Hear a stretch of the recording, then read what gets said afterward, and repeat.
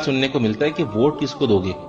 کوئی کہتا ہے کہ میں اس کو دوں گا جو وقت پڑنے پر میرا کوئی جائز ناجائز کام تو کروا سکے. گویا ووٹ نہ ہوا رشوت ہو گئی کہ ادھر ووٹ دو اور ادھر کام نکلواؤ. کوئی کہتا ہے کہ میں تو اپنی برادری کو دوں گا. گویا ساری دنیا کی قابلیت تو ان کی ہی برادری پر ختم ہے. کوئی کہتا ہے کہ میں تو اس کو دوں گا جو جیت رہا ہو. گویا ووٹ نہ ہوا سٹا ہو گیا.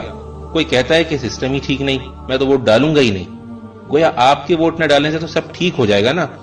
تو بھائیوں, کیا آپ نے اللہ کا حکم نہیں سنا کہ امانتیں اہل امانت کے سپرد کر دو؟ ووٹ ایسے ایماندار آدمی کو دینا چاہیے جس کے حوالے آپ اپنے گھر کی چابیاں بھی کر سکیں.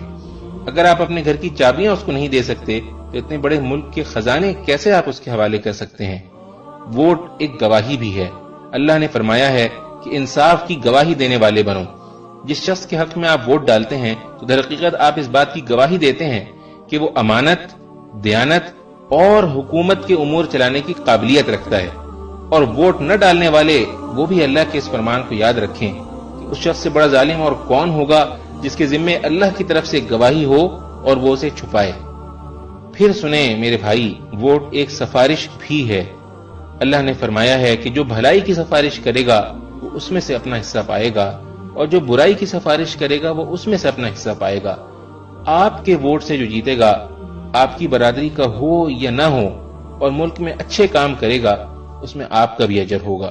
اور اگر وہ برے کام کرے گا تو اس کے گناہ میں آپ بھی برابر کے شریک ہوں گے. اس لیے ووٹ صحیح آدمی کو دینا, غلط آدمی کو ووٹ دے کر اپنی آخرت برباد نہ کر لینا.